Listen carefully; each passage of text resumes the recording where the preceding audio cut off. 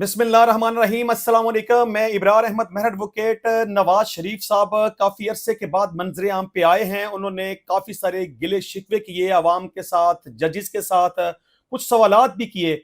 उनके क्या गिले शिकवे थे, क्या सवालात थे, इसके ऊपर बात करेंगे। और दूसरे नंबर पर, क्या आप जानते हैं कि रियाजी में भी बीए किया जा सकता है कि नहीं? लेकिन एक ग्रेड 17वें के ऑफिसर ने सिंध हाई कोर्ट में पेश होकर यह कहा कि उसने मैथ में बीए किया हुआ है। ये क्या माजरा है, इसके ऊपर भी बात करेंगे। लेकिन हम सबसे पहले किर्गिस्तान की जो सूरत हाल है, जो तुलबा के दरमियान तसादम हुआ, मार कुटाई हुई, तोड़ फोड़ हुआ, पाकिस्तानी कुछ तुलबा को जख्मी किया गया, इसके ऊपर बात करेंगे। और अब तक की जो मौजूदा सूरत हाल है वो क्या है, वो भी डिस्कस करेंगे। ये मामला क्यों पेश आया, कब पेश आया, इसके ऊपर भी बात करेंगे। और इसके वाक़े के साथ जो जुड़ी हुई कुछ अफवाहें हैं उसको भी हम डिस्कस करेंगे। सबसे पहले अगर मैं अफवाहों के हवाले से बात करूं तो बहुत सारे ऐसे लोग हैं जो सोशल मीडिया के ऊपर बैठे ही सिर्फ इंतशार फैलाने के लिए हैं। मतलब कि इस छोटी सी बात को बड़ी सारी बात बनाकर पेश करना उनका मकसद होता है। लोगों में खौफ व हरास पैदा करना उनका मकसद होता है। मतलब वो ऐसे लोग हैं जो बात का बतंगड़ बना देते हैं। ठीक है, वाकया हुआ, क्यों हुआ, कुछ नुकसान हुआ, कुछ तोड़फोड़ हुआ, वट जो भी मामलात हुए, लेकिन कुछ ऐसे शर पसंद लोग हैं जिन्होंने ऐसा तमाशा बनाया हुआ है। पाकिस्तानी वालिदैन जिनके बच्चे किर्गिस्तान में पढ़ रहे हैं उनको उन्होंने मेंटली तौर पर टार्चर किया, उनको जहनी कोफत दी। हालांकि हकायक जिस तरह से बयान किए जा रहे हैं वैसे बिल्कुल भी नहीं है। बहुत सारे ऐसे लोग जो मुख्तलिफ सोशल मीडिया के ऊपर बैठ कर ये प्रोपोगंडा कर रहे हैं कि जी जो हमें दिखाया जा रहा है, जो हमें बताया जा रहा है वैसा बिल्कुल भी नहीं है। हालात बहुत संगीन हैं। लोगों को, मतलब कि तुलबा को घरों से बाहर निकलने की बिल्कुल भी इजाजत नहीं है। धमकियां मिल रही हैं कि अगर आप अपने घरों से बाहर निकले तो आपको मार दिया जाएगा, या धमकियां मिल रही हैं कि आप शाम तक यहां से निकल जाएं, ये मुल्क छोड़ दें, वरना आपको मार दिया जाएगा। वहां पे कुछ पाकिस्तानी तुलबा का मर्डर हो चुका है, बेशुमार लोग जख्मी हो चुके हैं, हालात बहुत संगीन हैं, वगैरह वगैरह वगैरह।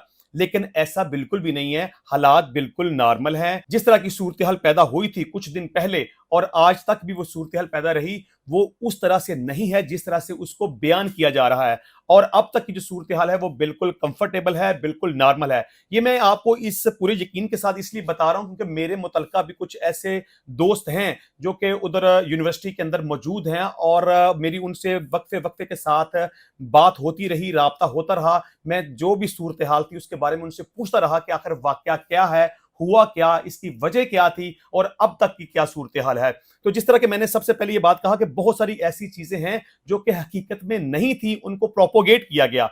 और अगर हम मौजूदा हालात की बात करें तो अब हालात बिल्कुल नॉर्मल हैं। उनके सिक्योरिटी फोर्सेस वहां पे आ चुकी हुई हैं, पुलिस वहां पे मौजूद है, मिलिट्री फोर्स वहां पे मौजूद है। कोई ऐसी दंगा फसाद वाली सूरत हाल नहीं है, और ना ही कोई ऐसा थ्रेट मौजूद है कि यहां से निकल जाओ, मुल्क छोड़ दो, तुम्हें मार डालेंगे, 5-6 लोगों का कत्ल कर दिया गया, इतने लोगों को जख्मी कर दिया गया, वगैरह वगैरह। इस तरह की ऐसी कोई भी सूरत हाल नहीं है। ना ही बहुत ज्यादा लोगों को जख्मी किया गया। मेरा ख्याल है तकरीबन 3 से 4 लोगों को जख्मी किया गया, मामूली चोटें आई, हल्की फुल्की उनकी ट्रीटमेंट हुई और उनको डिस्चार्ज कर दिया गया। ये जो कहा जाता है ना कि तकरीबन 5-6 लोगों का मर्डर कर दिया गया, ऐसा बिल्कुल भी नहीं है। किसी एक तालिब इल्म की जान भी खुदा न खास्ता जाया नहीं हुई। तमाम तालिब इल्म इस वक्त बिल्कुल महफूज हैं और महफूज जगह पे हैं, और मुकम्मल तौर पर सिक्योरिटी फोर्सेस ने कंट्रोल संभाल लिया हुआ है। ये अगर मैं बात करूं कि किर्गिस्तान एक ऐसा मुल्क है जो कि एक गरीब तरीन मुल्क है। वहां पे मोस्टली दूसरे ममालिक के लोग आते हैं खासतौर पर मेडिकल करने के लिए। अगर हम बात करें कि स्पेशली पाकिस्तान के लोग, बांग्लादेश के लोग और इंडिया के लोग वहां पे जाते हैं, वो लोग जिनका पाकिस्तान के अंदर उस तरह से मेरिट नहीं बनता और वो एमबीबीएस करना चाहते हैं, तो वो उन समझते हैं कि किर्गिस्तान एक आसान मुल्क है और वो कंपैरेटिवली बहुत सस्ता है और उसको प्रेफर किया जाता है। अच्छा, और अगर हम प्रोपेगेंडे के हवाले से मजीद बात करें तो ये भी कहा गया कि जी वो बांग्लादेश के जहाज आए, वो अपने स्टूडेंट्स को साथ लेके चले गए, इंडिया के जहाज आए, वो अपने स्टूडेंट्स को साथ लेके चले गए, लेकिन पाकिस्तानी तलबा को कोई नहीं पूछ रहा। बहरहाल ऐसा कोई मामला नहीं है। तमाम जितने भी स्टूडेंट्स हैं वो चाहे बांग्लादेश के हैं, इंडिया के हैं, पाकिस्तान के हैं, या मिस्र के हैं, या दूसरे ममालिक के हैं, वो सारे के सारे वहीं पे मौजूद हैं। अच्छा, मामला कुछ इस तरह से हुआ था कि 13 मई को मिस्री तुलबा और जो लोकल किर्गिस्तान के स्टूडेंट्स हैं उनके दरमियान थोड़ा सा टकराव हुआ। किर्गिस्तान के जो लोकल स्टूडेंट्स थे उन्होंने मिस्री खवातीन को यानी स्टूडेंट्स को हरासा किया, उनके ऊपर आवाजें कसी, उनको तंग किया। इस वजह से मिस्री स्टूडेंट्स ने इकट्ठे होकर मिलकर जो लोकल तालिब इल्म थे उनको मारा, उनकी पिटाई की। ये मामला 13 मई से शुरू हुआ और तकरीबन 2-3-4 दिन तक ये मामला चलता रहा।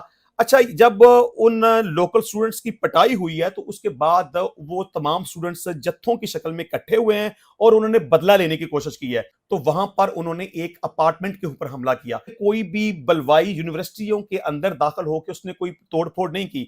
कुछ ऐसे स्टूडेंट्स जो यूनिवर्सिटियों के बाहर प्राइवेट तौर पर रह रहे थे, वहां पर हमला किया गया और तकरीबन 1-2 जगह के ऊपर हमला किया गया, ज्यादा जगहों के ऊपर हमला नहीं किया गया। ये मखसूस चंद लोग थे, गैर मुसल्लह थे, उनके पास किसी किस्म का कोई वेपन नहीं था, मसलन गन या पिस्टल वगैरह नहीं थी, वो मुसल्लह नहीं थे। उन्होंने वहां पे हमला किया, स्टूडेंट्स को ठुड्डे मारे, मुक्के मारे, थप्पड़ मारे, उनको गालम गलोच किया, उनको हरासा किया, परेशान किया। फीमेल स्टूडेंट्स के अपार्टमेंट्स के ऊपर भी हमला किया गया, लेकिन किसी भी खतून को नुकसान नहीं पहुंचाया गया। ये जो कहा जाता है ना कि खवातीन के साथ रेप किया गया, ऐसी कोई बात नहीं है। खवातीन बिल्कुल महफूज रही हैं, लेकिन ये बात दुरुस्त है कि बलवाइयों ने हमला किया, मुक्के मारे, ठुड्डे मारे, थप्पड़ मारे, गालम गलोच किया और वहां पे मौजूद लोगों को हरासा किया, तोड़फोड़ किया। बहरहाल इससे ज्यादा कोई वाकया नहीं हुआ। जब ये मामला सोशल मीडिया के ऊपर आया, हाईलाइट हुआ, हाई अथॉरिटीज को पता चला, तो पाकिस्तान के वजीर आज़म ने इसके ऊपर एक्शन लेते हुए किर्गिस्तान के अंदर मौजूद अपने सफारतकार को हुक्म जारी किया कि वो मौका पर जाए, तालिब इल्मों से मिले, अगर कोई तालिब इल्म जख्मी है तो उसकी ट्रीटमेंट करवाए और अगर कोई जख्मी तालिब इल्म पाकिस्तान वापस आना चाहता है तो उसकी वापसी का फौरी तौर पर इंतजाम किया जाए। तो बहरहाल ये एक मामला हुआ, नाखुशगवार वाकया हुआ, इसकी भरपूर तरीके से मजम्मत की जाती है। मैं समझता हूं कि किर्गिस्तान हुकूमत को चाहिए कि वो अपनी सिक्योरिटी को बेहतर करे, बल्कि बेहतर नहीं बेहतरीन करे, क्योंकि उनके पास सिर्फ यूनिवर्सिटीज हैं, कॉलेजेस हैं और उनका सोर्स ऑफ इनकम बहुत बड़ा सिर्फ स्टूडेंट्स से निकलता है। अगर वो अपनी सिक्योरिटी को बेहतर नहीं करेंगे और दुनिया के अंदर ये पैगाम जाएगा कि वहां पर तालिब इल्म महफूज नहीं है, उनके ऊपर हमला किया जाता है या उनको जख्मी किया जाता है या उनकी जान ली जाती है, तो फिर पूरी दुनिया से तालिब इल्म एमबीबीएस करने के लिए या मुख्तलिफ किस्म की एजुकेशन हासिल करने के लिए किर्गिस्तान का रुख नहीं करेंगे। लिहाजा किर्गिस्तान हुकूमत के लिए भी ये एक बहुत बड़ा चैलेंज है कि वो अपनी सिक्योरिटी को बहुत बेहतर करें ताकि आइंदा इस तरह का कोई वाकया ना हो सके। नवाज शरीफ साहब आज काफी अरसे के बाद मंजर आम के ऊपर आए, क्योंकि मुस्लिम लीग नून की सेंट्रल वर्किंग कमेटी का आज अजलास था। वहां पर उन्होंने खिताब किया और बहुत सारे गिले शिकवे किए। तो उन्होंने अवाम से ये बहुत बड़ा गिला किया कि आप के सामने सारे हालात हैं, आपको पता है कि पाकिस्तान मुस्लिम लीग नून के साथ जो जुल्म किया गया, उनके साथ जो ज्यादतियां की गई, नवाज शरीफ साहब ने यह कहा कि उनको जिस तरीके से उनके मनसब से हटाया गया, उनके खिलाफ मुकदमात बनाए गए, उनको जला वतन किया गया, तो इसके बावजूद आपको समझना चाहिए था, आपको पाकिस्तान मुस्लिम लीग को वोट करना चाहिए था। लेकिन आपसे ये गिला है कि आपने मुस्लिम लीग नून को वोट करने के बजाय दीगर जमातों को वोट दिया। नवाज शरीफ ने यह बहुत बड़ा गिला किया कि किस तरह 3 बंदे किसी वजीर आजम को ताहयात नाहिल कर सकते हैं। उन्होंने ये कहा कि 25 करोड़ अवाम की नुमाइंदगी करने वाले वजीर आजम को पूरी जिंदगी के लिए नाहिल कर दिया गया। पूरी दुनिया में सदर या वजीर आजम को जजेस नहीं निकाल सकते। एक वजीर आजम को नाहिल कर दिया सिर्फ इस वजह से कि उसने अपने बेटे से तनख्वाह नहीं ली। उन्होंने कहा कि ये कौन सी बड़ी बात थी कि अपने बेटे से तनख्वाह नहीं ली।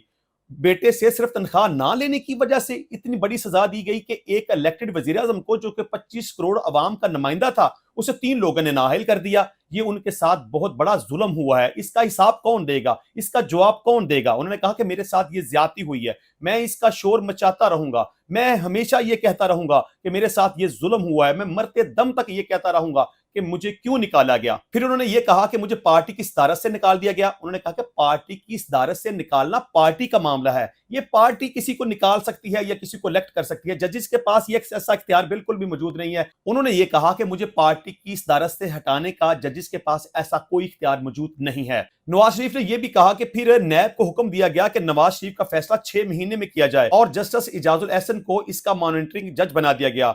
मैंने 150 पेशियां भुगती, मैंने और मेरी बेटी मरियम ने 150 या उससे ज्यादा पेशियां भुगती हैं कि जज साहब जो कि चीफ जस्टिस बनने वाले थे, उन्होंने क्यों इस्तीफा दिया और क्यों भाग गए। उन्होंने ये भी कहा कि मुज़ाहिर नकवी ने इतनी जायदादें बनाई, उनके खिलाफ भी मुकदमा चलना चाहिए था। पता तो चले कि आपने इतनी जायदादें कैसे बनाई, आपको भी नैब के अंदर डालना चाहिए। हम सब ने नैब भुगती है, आपको भी नैब भुगतनी चाहिए।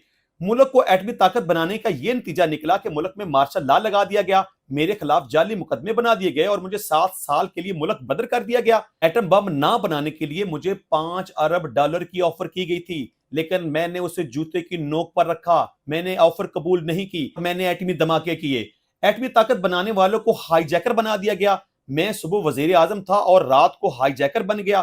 میں مرتے دم تک یہ پوچھتا رہوں گا کہ میرے ساتھ ایسا کیوں کیا گیا, مجھے کیوں نکالا گیا. تو بہرحال نواز شریف صاحب کی آج تقریر میں یہ جو میں نے بتائی ہیں, جو موٹی موٹی باتیں تھی کہ وہ کافی گلے شکوے کرتے رہے. اچھا جی, اب بات کر لیتے ہیں کہ سندھ ہائی کورٹ میں ایک کیس کی سماعت کے دوران ایک 17ویں گریڈ کا آفیسر جب عدالت کے اندر پیش ہوا تو جج صاحب کے اس کے ساتھ جو مکالمہ ہوا اور جو سوالات کیے گئے اور جس طریقے سے اس 17ویں گریڈ کے آفیسر نے جو جواب دیے وہ کافی مزیدار اور مضحکہ خیز ہیں. آپ یقیناً اسے سننے کے بعد انجوائے کریں گے. دراصل رجسٹرار قریشی کوآپریٹو سوسائٹی محرم علی ساندھ عدالت کے اندر پیش ہوئے تو جسٹس صاحب نے ان سے سب سے پہلا سوال یہ پوچھا کہ کون سے محکمے کے ملازم ہو. اس پر محمد علی ساندھ نے کہا کہ میں لوکل گورنمنٹ میں گریڈ 17 کا آفیسر ہوں. اس پر جسٹس صاحب نے مزید یہ سوال کیا کہ آپ کی تعلیمی قابلیت کیا ہے.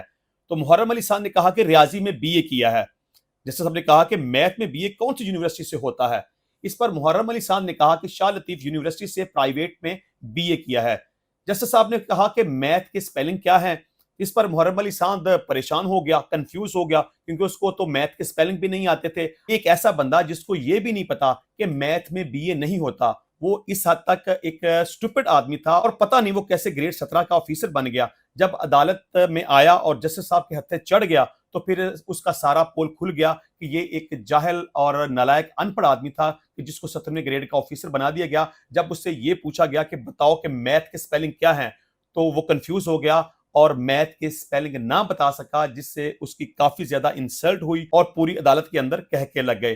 تو انشاءاللہ ملتے ہیں نیکسٹ ٹائم نئی ویڈیو میں نئے ٹاپک کے ساتھ. تب تک کے لیے اجازت دیجیے. اللہ حافظ.